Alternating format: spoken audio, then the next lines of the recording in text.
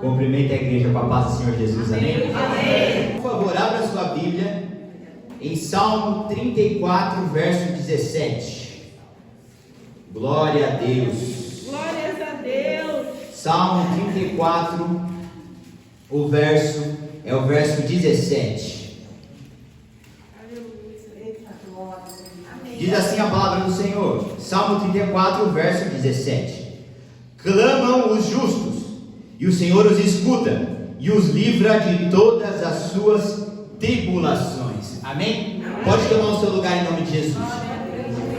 Hoje nós vamos falar um pouquinho sobre livramento. Hoje a gente vai falar um pouquinho sobre escape do Senhor. E o tema da mensagem é: Deus, Ele nunca chega atrasado, mas o livramento é sempre em cima da hora, e na maioria das vezes é no meio da prova.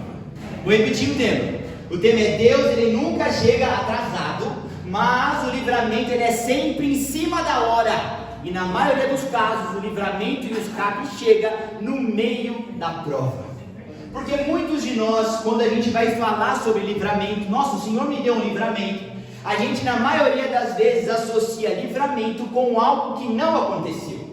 Ou seja, livramento, a própria palavra fala: o Senhor me livrou. Ou seja, eu quase bati o carro, o Senhor me livrou. Não aconteceu. E a gente vincula o livramento com o escape de Deus de algo que não aconteceu e que não sobreveio sobre as nossas vidas. Só que quando a gente olha a perspectiva bíblica a respeito de livramento e a respeito de escape, sempre Deus chega em cima da hora.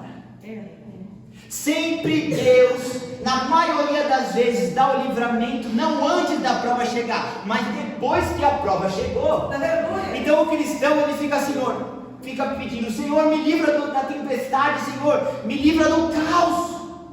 E a gente deseja que Deus nos livre do caos, nos livre da tempestade e nos livre dos problemas antes dos problemas acontecerem. Mas a perspectiva bíblica de livramento é: eu não te livro do problema antes de acontecer, mas eu te livro do problema com o problema acontecendo. Por que o cristão ele chora, ele se entristece, ele fica batido, amuado, ele fica oprimido? Porque ele está esperando um escape e livramento de Deus antes do vento chegar. E aí quando o vento chega, ele fala: o Senhor não está comigo, o Senhor não está ouvindo a minha oração, o Senhor não está escutando a minha voz. Mas quando a gente olha a perspectiva bíblica de livramento, Deus ele não livra antes do vento chegar, ele livra com o vento soprando. E a primeira lição que a gente vai aprender a respeito disso é sobre a abertura do Mar Vermelho. Quando nós vemos o povo de Deus saindo da terra da escravidão e indo em direção à terra prometida, nós vemos um povo todo alegre e feliz na caminhada, esperando que o caminho preparado. Mas quando Moisés chega diante daquele povo, de frente para o mar está aberto? Não, o mar está fechado. Ou seja, imagina o coração de Israel pensando: ele não ia dar o livramento antes, irmã Flávia? Não era, pastor Sérgio, para esse mar já estar aberto? Não era para já estar acontecendo? Não era para o milagre pelo escape já ter chegado até nós? Olha só, a gente está até escutando o cavalo da tropa que está nos perseguindo chegando, o nosso ouvido está escutando o barulho deles, e o mar cadê? Está fechado. Porque Deus está nos mostrando que Ele não dá livramento antes do problema acontecer. Ele chega ou em cima da hora, ou Ele chega depois que o problema já aconteceu. Então nós temos que ser maduros o suficiente espiritualmente para não querer que Deus nos poupe da luta, para não querer que Deus nos poupe da tempestade, e nem querer que Deus nos poupe do problema, mas que Deus nos dê fé para entender que Ele livra no meio do problema. Glória a Deus. E saiba que Deus, irmão Eduardo, Ele tem um propósito de chegar em cima da hora. E Ele tem um propósito, irmão Osmar, de chegar, na maioria das vezes, com a prova já acontecendo. Eita, Jesus. E por que nesse caso específico, quando Ele abriu o Mar Vermelho para o povo dele, o mar não estava aberto antes? Mas o mar precisou abrir com o vento que soprou a noite toda, para depois eles caminharem em seco. Sabe por quê? Porque Deus tinha um propósito de dar cabo em todos os inimigos de Israel. Se o mar tivesse aberto, o povo poderia passar e os inimigos seriam poupados da catástrofe. Só que como Deus não dá livramento e nem escape pela metade, Ele atrasa o problema, o momento da provisão, para resolver o assunto 100%. Porque se Deus ali para Israel assopra o mar, e quando eles chegassem, o mar já tivesse aberto, inimigo não ia morrer nas águas. E aí o livramento ia ser como? Ia ser o livramento 50%. Porque eles poderiam dar um jeito, os inimigos. Poderiam ver uma estratégia para tentar dar um ponto final no que Deus tinha preparado para Israel. Bom, o mar estava fechado, o que a gente pode fazer? Como que a gente pode navegar? Qual volta a gente pode dar? Mas Deus falou, não vou dar o livramento antes, não vou dar o escape antes, vou deixar os inimigos chegar na cola, vou deixar eles escutarem o barulho dos cavalos, vou dar o livramento, vou dar o escape em cima da hora, porque no mesmo mar que eu dou livramento para Israel, é o mesmo mar que eu dou cabo nas tropas inimigas. Aleluia! E aí o que Deus fez? Deus falou, irmão Albino, deixa o mar fechado. E deixa a noite toda o vento soprando, para quê? Para dar tempo do adversário chegar bem pertinho. Para dar tempo do adversário sentir o cheiro de Israel. Pode sentir o cheiro, adversário, mas tocar Israel você não toca.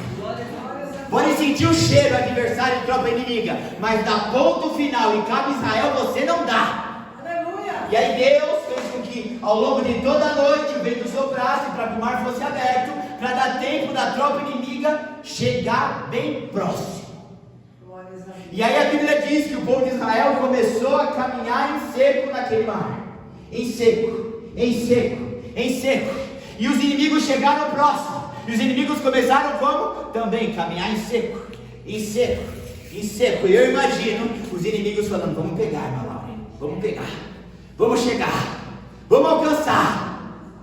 Só que no meio do mar, o Senhor dá ordem para as águas. E as águas dão ponto final de toda a tropa inimiga. Aleluia! Então Deus, irmã Rosa, abriu o mar vermelho em cima da hora para matar os inimigos no meio das águas e botar um ponto final na perseguição do povo de Israel. Aleluia! Aí a pergunta que eu quero te fazer é: você quer um escape de livramento antes e o inimigo continuar na tua bota? Ou você quer um livramento de Deus durante e colocar um ponto final em toda essa perseguição que está contra a sua vida? Que a gente fica falando, Senhor, me poupa do vento, me poupa da luta, me poupa da prova. E o Senhor fala, eu até poupo. Mas o que você prefere? Que eu te poupe ou que eu coloque ponto final? Você quer que eu te poupe ou você quer que eu acabe de uma vez por todas com a perseguição? Então o Senhor nos mostrando isso, a nossa visão e a nossa perspectiva para a tribulação e para o problema muda. E por quê? Porque a cada vez que fica mais apertado e fica mais difícil, que venhamos a livrar das tropas inimigas e dos cavalos chegando perto do povo de Israel. Ai, Senhor, parece que vai pegar. Não vai, confia. Ah, Senhor, parece que vai dar ponto final em mim. Não vai, confia. Só deixa ele aproximar. Só deixa eles chegarem mais perto. Só deixa eles acharem que vão prevalecer. Porque na hora exata eu dou ponto final neles. Entendendo isso, a gente para de reclamar. Ai, como está doendo. A gente começa a falar glória a Deus porque está doendo. A gente vai parar de reclamar, ai que perseguição. A gente vai falar glória a Deus pela perseguição. E a gente vai falar para os inimigos que estão nos seguindo assim, ó, me segue. Pode me seguir. Pode chegar bem pertinho. Pode vir, vem no campo de batalha de Deus. Glória a Para você ver o final que você vai ter. Na grande maioria dos casos, o crente quer o perseguidor longe. Mas quando a gente olha para a Bíblia, servo de Deus tem que querer o perseguidor perto. Chega perto, deixa chegar perto, irmão Mar. E o Senhor coloca um ponto final. A próxima lição a respeito de livramento. Não tem como a gente falar de livramento e escape de Deus em cima da hora, sem lembrar da morte de Lázaro. A Bíblia fala que chegou a notícia para Jesus com muita antecedência que Lázaro estava o quê? Estava doente. Jesus fez alguma coisa? Não. Deixou o homem morrer. Jesus operou e fez alguma alguma coisa para curar Lázaro? Não. Jesus deixou Lázaro apodrecer. Jesus chegou na hora? Não. Jesus chegou depois da hora. Jesus chegou na hora? Não. Jesus chegou no meio do caos, no meio do problema, depois da dificuldade já instaurada. Verdade, Deus. E a gente está querendo que Deus ressuscite as coisas na nossa vida antes das coisas morrerem. Meu? Jesus. A gente quer que Deus ressuscite e opere os milagres na nossa vida antes do problema estar cheirando mal. Mas quando a gente olha para Jesus e Lázaro, irmão, por favor, alguém aqui já teve a experiência de cheirar um defunto? De chegar perto de uma pessoa morta? Mas eu quero que você chegue perto de uma pessoa morta como Jesus, de Lázaro, há 3 dias morto. Imagina o nível de podridão, imagina o nível de cheiro, imagina o nível de caos. Quando Jesus fala assim, é agora que o milagre acontece. Aleluia. A gente quer viver um milagre extraordinário, sem deixar a ferida apodrecer. A gente quer viver um milagre sobrenatural, sem deixar que o problema nos leve para o nível do sobrenatural acontecer. Jesus, ele cura dor de cabeça, sim, mas a especialidade dele é curar lepra. Jesus cura dor de estômago, sim, mas a especialidade dele é curar câncer, porque o milagre da lepra, o milagre do câncer é muito maior do que o milagre da dor de cabeça. Jesus curou a esposa de Pedro, a esposa não, a sogra de Pedro, sim ou não? A Bíblia fala que ela estava com uma febre, Jesus curou ela. Tem hino falando dela? Tem hino falando desse milagre? Não. Mas e de Lázaro? Já escutou hino? E de Lázaro? Já escutou pregação? E de Lázaro? Já viu vidas sendo transformadas a partir desse milagre? Para impactar, o problema tem que estar fedendo. Para o milagre ser poderoso, o defunto tem que morrer. E por que Jesus permite isso?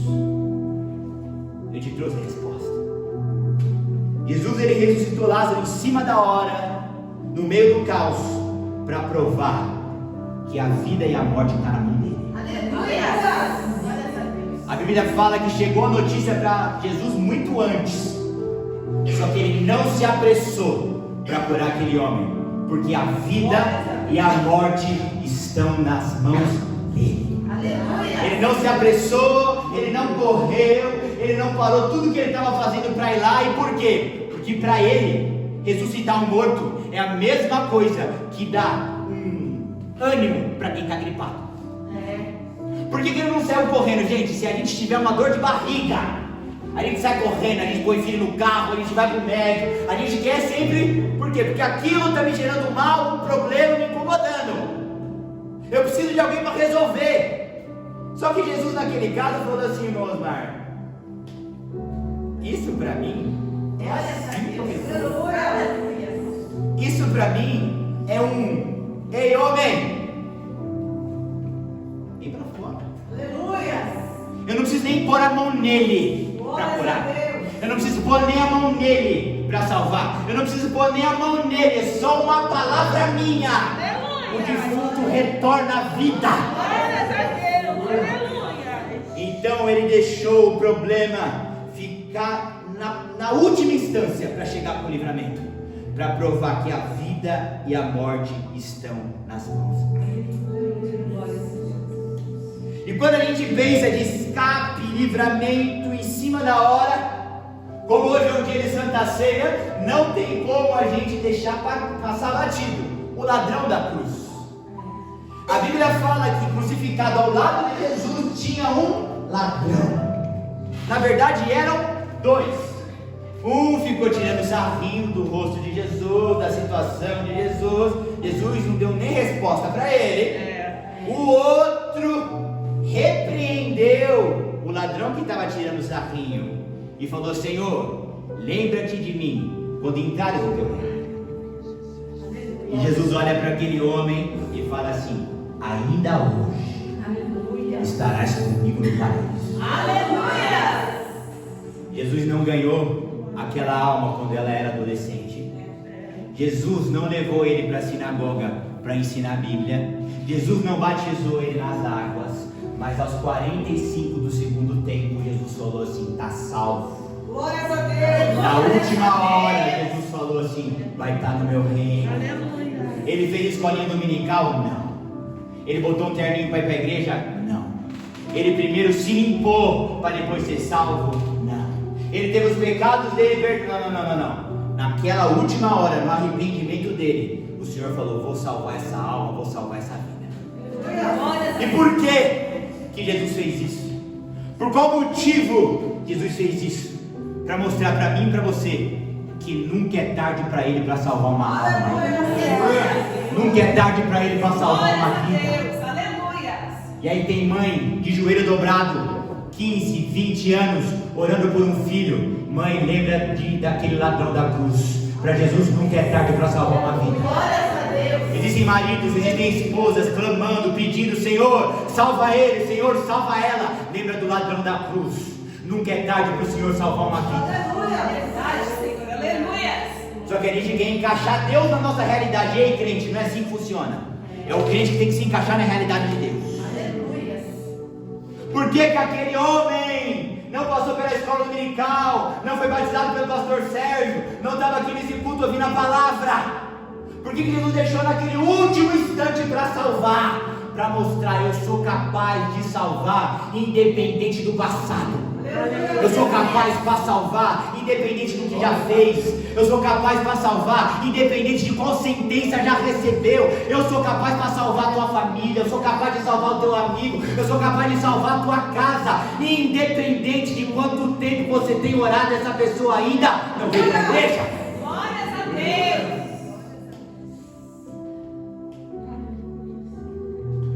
Um outro ponto muito importante a respeito de livramento do Senhor, não tem como a gente não citar do período em que o povo estava no deserto, e pela rebeldia do povo, começou a ter serpente no meio deles, começou a ter cobra no meio deles, e a cobra começou a morder um, morder dois, morder três, e pela rebeldia do povo, a cobra ia mordendo, o povo ia ferindo, o povo ia morrendo. Você acha que Deus botou um ponto final nas cobras? Não. Você acha que Deus botou um ponto final nas mordidas? Não. Deus, ele poderia muito bem, irmão Albino, com uma palavra acabar com as cobras, ou com uma ordem, irmão José, falar para a cobra: não morde o meu povo. Mas ele não fez isso. Ele levantou uma serpente no meio do deserto. E quando um do povo de Israel era mordido, tinha que olhar para a serpente para ter um antídoto de cura. Mas por que ele fez isso? Por que ele não acabou com as mordidas, irmã Inete? Por que ele não botou um ponto final nas cobras, mas deixou o povo convivendo em meio às cobras? Como é o teu ambiente de trabalho? Como é na maioria das vezes, infelizmente, o teu ambiente familiar? Como é, infelizmente, na maioria das vezes, o teu ambiente de amigos? Ou vai dizer que você nunca conheceu uma cascavel no teu meio? Ou você nunca vai dizer que você conheceu uma piton no teu meio? E o que a piton faz? Ela está sempre dando bote. Está sempre armando e dando bote.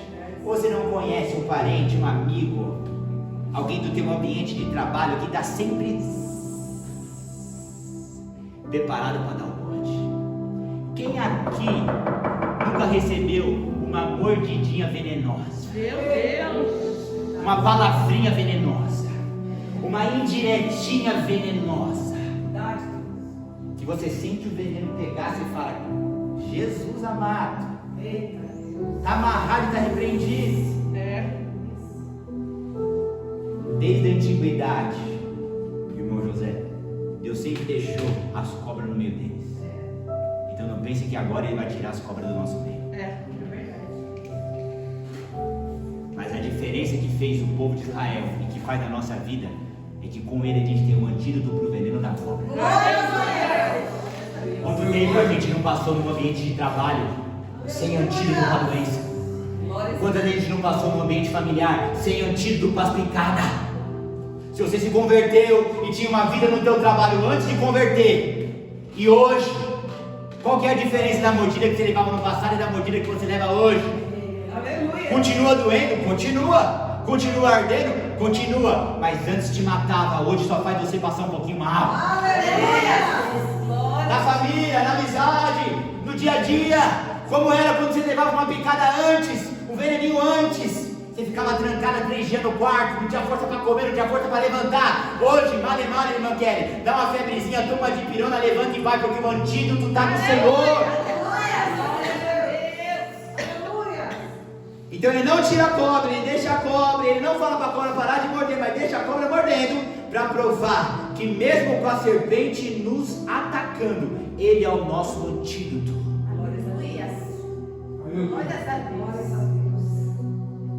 Outra história sobre livramento e escape de Deus. Quem nunca escutou uma pregação sobre o rei Ezequias?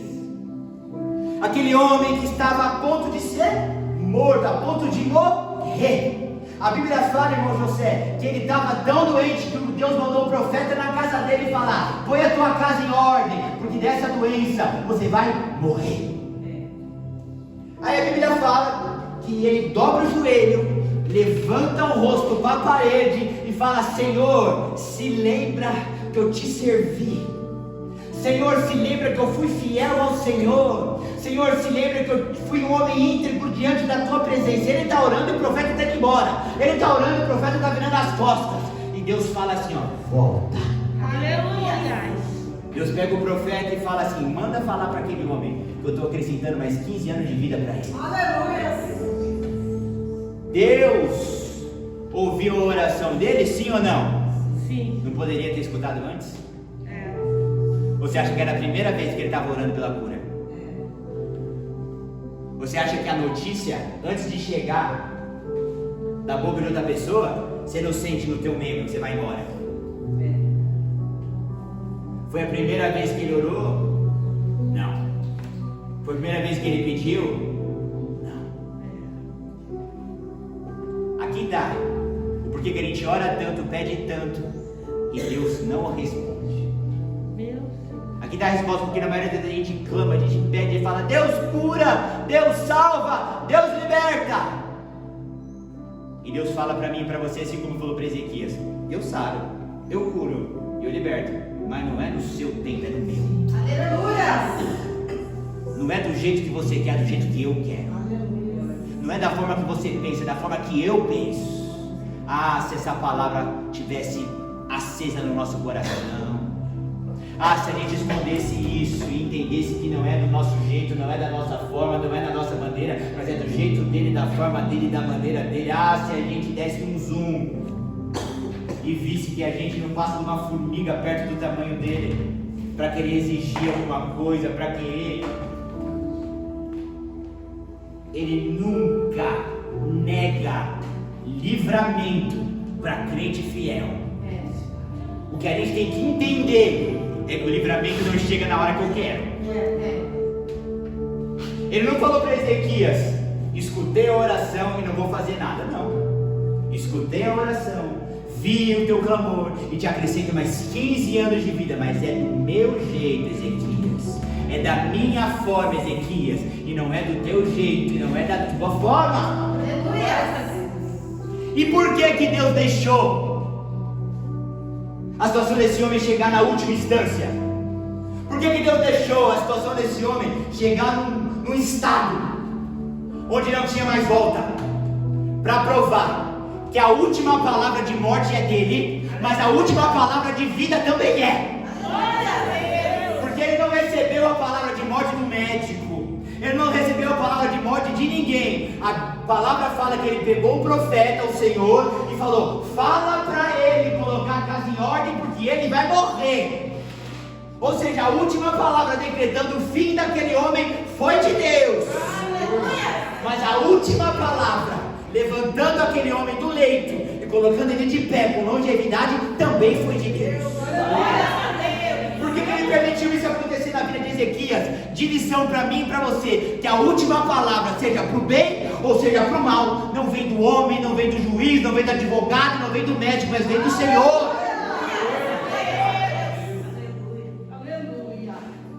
Se ele dá só palavra de saúde, Ezequias vai achar que Deus só dá a última palavra para a saúde. Se ele dá a sua última palavra de doença e morte, Ezequias e eu e você poderíamos falar, ele só dá a última palavra de doença e morte. Não, eu vou deixar adoecer, vou pegar o meu profeta e vou falar, vai morrer. Mas depois que orar, eu vou pegar, vou escutar a oração e vou falar para o profeta, vai viver, porque seja no bem ou seja no mal, a última palavra nunca foi do homem, sempre foi do Deus.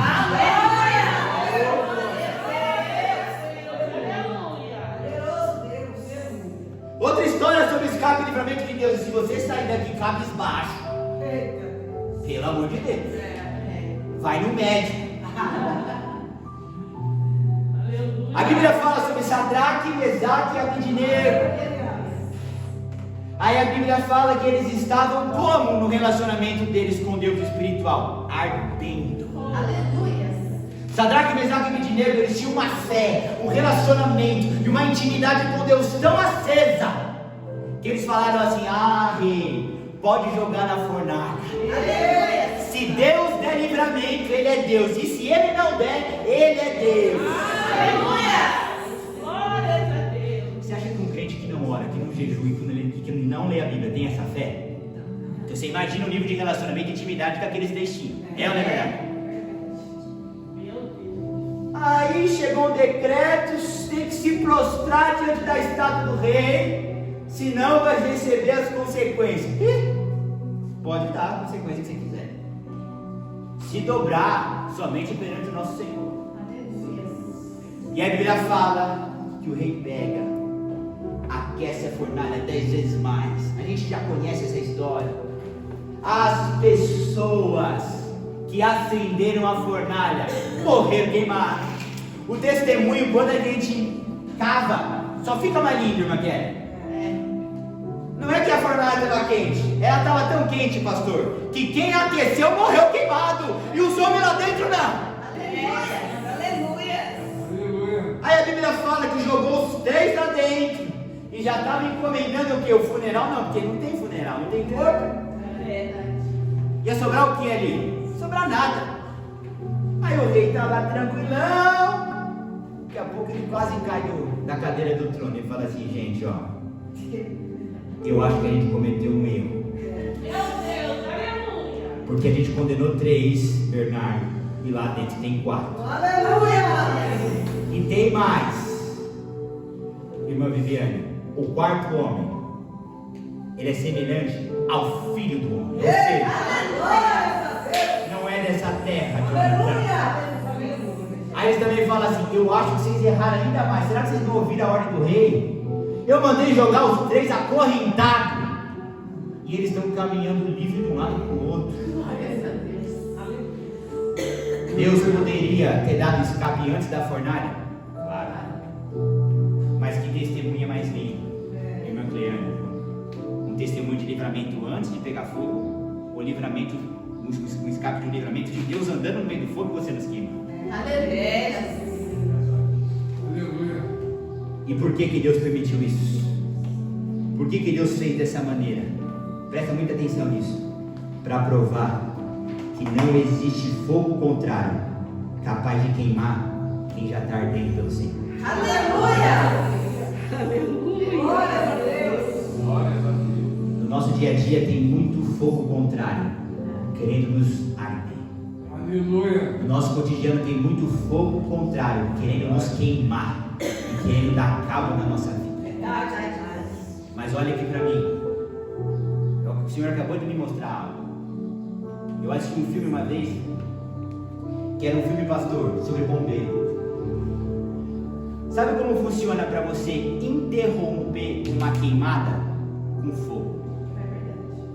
Digamos que está vindo um fogo aqui na nossa direção.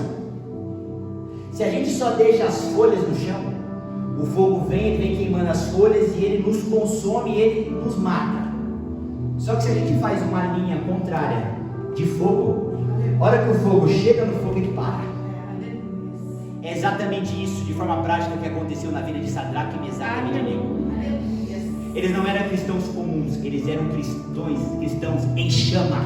Aleluia! Eles não eram crente tradicional, eles eram crente que estava pegando fogo, ardendo pelo Senhor. Aleluia! Glórias a Aí Deus! como ele estava ardendo, pode jogar na fornalha. Aí como eles estavam pegando fogo, pode colocar no meio do fogo, por quê? Porque eu já estou queimando, rapaz. Aleluia! Eu já estou ardendo, moça. Aleluia!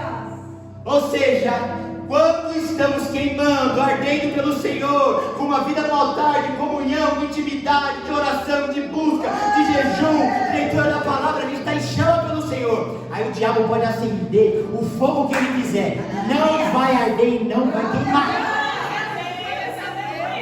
Porque como que vai queimar uma coisa que já está queimando? Como que vai destruir algo que já está em chamas? O Senhor deixa o fogo chegar para ver se a gente está aceso. Eu vou repetir. O Senhor deixa o fogo chegar para ver se a gente está aceso. E aí quando o fogo chega, se você está aceso, ardendo e queimando por ele, o fogo não te destrói. Mas se o fogo chega e pega um crente preguiçoso, mas se o fogo chega e pega um crente sem orar, se o fogo chega e pega um crente frio, aí ele é destruído. É por isso que tem gente que na fornalha não queima, Sadraque, Mesaque e Abednego. E tem pessoas que só de acender a fornalha morrem, porque não está queimando pelo Senhor. Aleluia!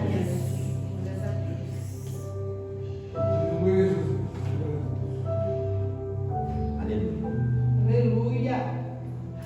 A palavra também fala sobre o testemunho de Daniel. Toda vez que eu vou falar de Sadraque, Mesaque e Abednego, eu já falo de Daniel, que está no mesmo livro ali, pertinho. Aleluia. E se o glória com Sadraque, Mesaque e Abednego é bom, se junta com Daniel, fica maravilhoso. Aleluia! Glória a Deus! E a Bíblia fala que outro homem que também estava pegando fogo pelo Senhor, a Bíblia fala que ele, você não tem noção do que ele orava. Você pode bater no teu peito e falar que você ora, mas a Bíblia fala que ele orava 3 vezes por dia. Ou seja, a gente precisa, para ser homens e mulheres bíblicos, comerem muito arroz e feijão. Ele estava orando 3 vezes por dia. E a palavra fala que da mesma forma que o decreto deu sentença final para Sadraque, Mesaque e Abednego, o decreto do rei também deu sentença final para Daniel. Só que no caso de Daniel, a penalidade foi outra. A Bíblia fala que ele foi lançado na cova dos leões. E aqui tem algo que eu quero compartilhar com você. A Bíblia diz que ele foi lançado na cova dos leões. O rei tinha um grande amor por ele, mas palavra de rei não volta atrás. Vou abrir um parênteses aqui para falar da cruz. Se palavra de rei não volta atrás, a palavra de Deus muito menos. Mas onde você quer chegar, Douglas? Tem uma história que um rei deu um decreto, irmão Marcelo. O rei falou assim, o homem que for pego roubando vai ter o seu olho arrancado. E o rei estava lá tranquilo, tomando conta do seu reinado. Chegou uma notícia, um homem foi pego roubando. Quem? O rei perguntou. O seu filho. Aí o rei ficou desesperado, porque palavra de rei não volta atrás. O rei pensou e falou assim, a lei não pede um olho, é um olho que ela vai ter, tira o meu. A palavra dele voltou atrás? Não. A dívida estava paga? Estava.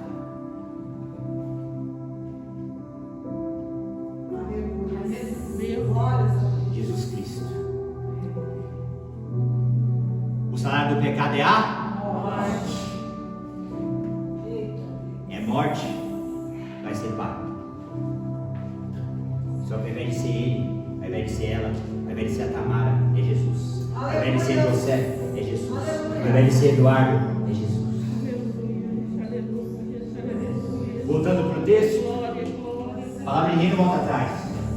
Teve que jogar Daniel na cova dos leões. Só que a Bíblia fala que o rei acordou de manhã com o coração pesado. Falou assim: Daniel, achando que nem ouve nada, tomara que o teu Deus tenha te dado livramento. Aí lá de dentro Daniel grita: ó rei, vive para sempre. O Senhor mandou o seu anjo e fechou a boca do leão. Aleluia. Glória a Deus. O coração está pulando aqui. Aleluia. A Bíblia fala que o diabo, ele anda em derredor como um leão, buscando quem ele possa tragar. O que isso tem a ver com Daniel? Quem tem intimidade com Deus, o leão pode até rugir, mas sempre tem um anjo para fechar a boca dele. Aleluia. Aleluia. Quem tem intimidade com Deus, o leão pode até, o anjo fala: vem cá, neném, mansinho, mansinho. É um leão, mas é um anjo do outro lado. Vem cá, gatinho, fica quietinho, tá? Que aqui é servo do Senhor. Deus poupa a Gabi da cova? Não. Mas quem tem intimidade, tem anjo fechando a boca do leão. Aleluia. A gente está caminhando para o final já. A Bíblia diz que existia um homem que ele tinha muito status social na época. O nome desse homem era Jairo. E a Bíblia diz que a filha de Jairo, ela adoeceu. Aí Jesus tem um encontro com Jairo. Quem aqui nunca ouviu aquela passagem da mulher do fluxo de sangue? Gente, Jesus operou esse milagre da mulher do fluxo de sangue a caminho da casa de Jairo. Não foi que Jesus estava ali para curar ela, não. Jesus estava só passando em direção à casa de Jairo, e quando ela tocou na hora, foi curada. Ou seja, até, entre aspas, sem querer operar milagre, ele opera. Então Jesus encontra com Jairo. Jairo fala: mestre, a gente precisa da minha casa, que a minha filha está mal. Ele falou que a minha filha está mal. No meio do caminho, tem toda aquela confusão com a mulher do fluxo de sangue. Jesus fala assim: quem me tocou? Aí o povo fala assim: ah, você está de brincadeira. Tá todo mundo te apertando. Como assim quem te tocou? Não, de mim agora saiu virtude. Aí ela fala: fui eu. Aí nessa conversa chega uma notícia para Jairo, piorando o problema dele. Aí os homens chegam para Jairo e falam assim: ó, por que você não para de incomodar o mestre? A menina está morta, rapaz. Ele não olha para trás. Jesus não olha para trás. Jesus fala: vamos lá. Jesus vem com Jairo. Jesus chega na casa, o povo está chorando, o povo está em pranto, o povo está no velório já, não ouvindo? Aí Jesus olha aquilo, Jesus fala assim: ei, ela não está morta, ela está dormindo. Aí os brincalhão começaram a rir de Jesus. Aí Jesus falou assim: ó, pode tirar todo mundo daqui. Pode tirar. Tirou todo mundo da casa. Jesus entra no quarto e fala: menina, levanta. Ela fica de pé, curada, sarada, restaurada. O que isso tem a ver com escape e livramento?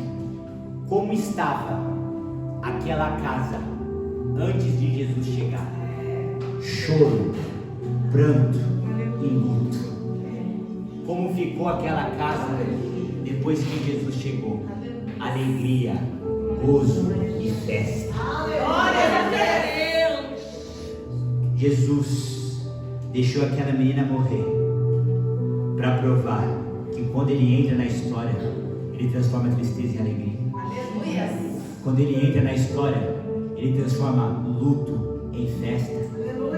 E quando ele entra na história, irmã Laura, a casa que era funeral, parece que um bebê acabou de nascer. Glória a Deus. Aleluia.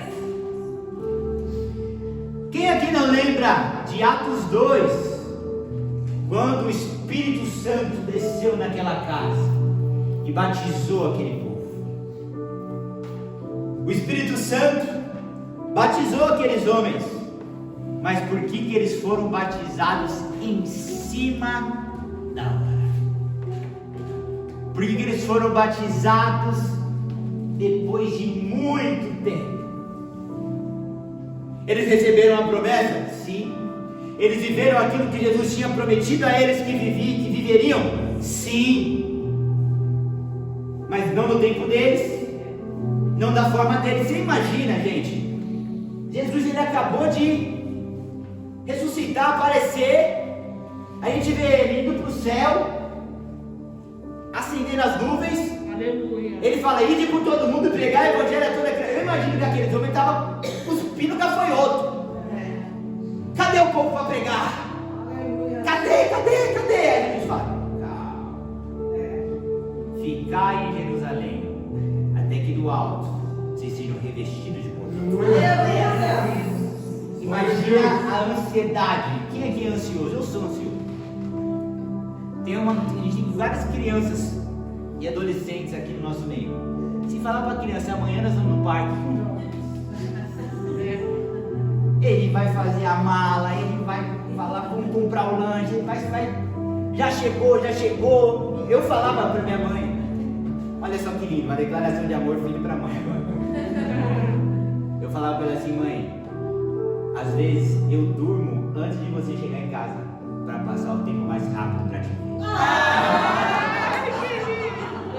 Eu imagino que a criança, ela às vezes até quer dormir, o tempo passar mais rápido, para chegar o dia do passeio, para chegar o dia do que ele quer. Agora imagina aqueles discípulos queimando pelo Senhor, e o Senhor falando, vai e prega, e eles, vambora. E eles falaram, calma, permanece em Jerusalém até que do alto se sejam revestidos de poder. Eles ficaram ali de joelho no chão, pastor, buscando, orando, até que em Atos 2 o batismo desceu.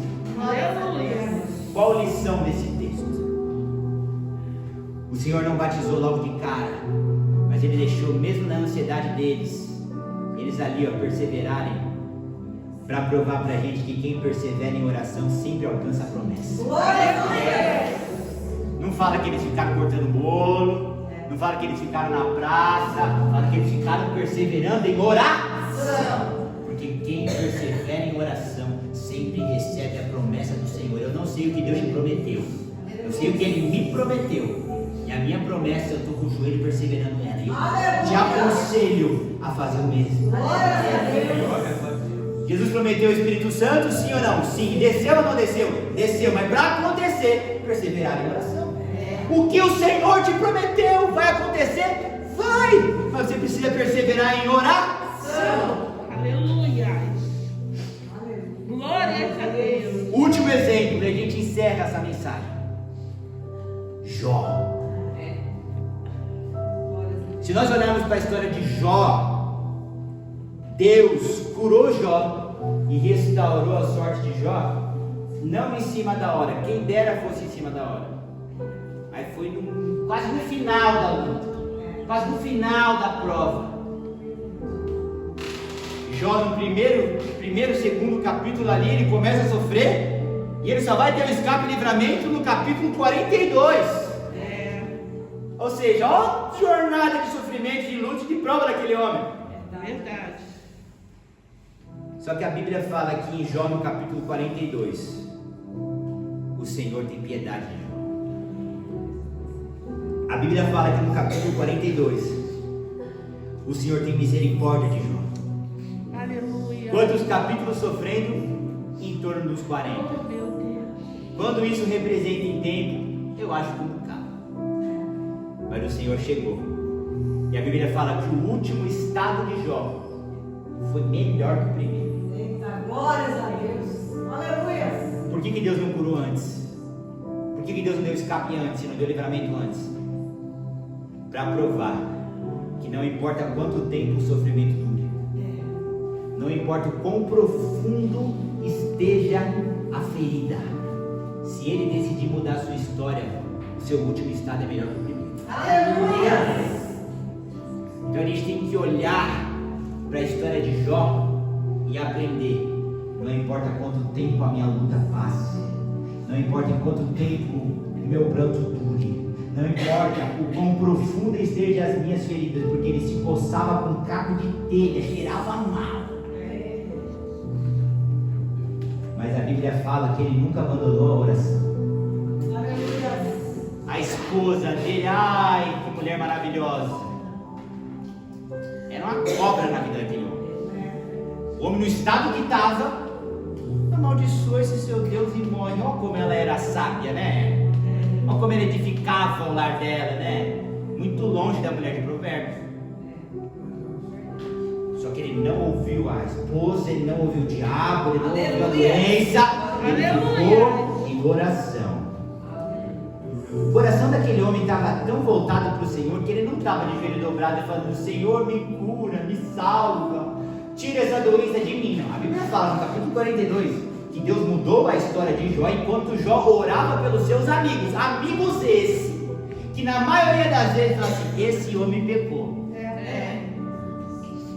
Ou seja, com lepra, doença, está se coçando em caco de telha, os filhos tudo morreram, os bens foram tudo embora, e vinha a rodinha de amigos e falou assim: eu acho que esse homem cometeu um pecado contra Deus. E ele ali,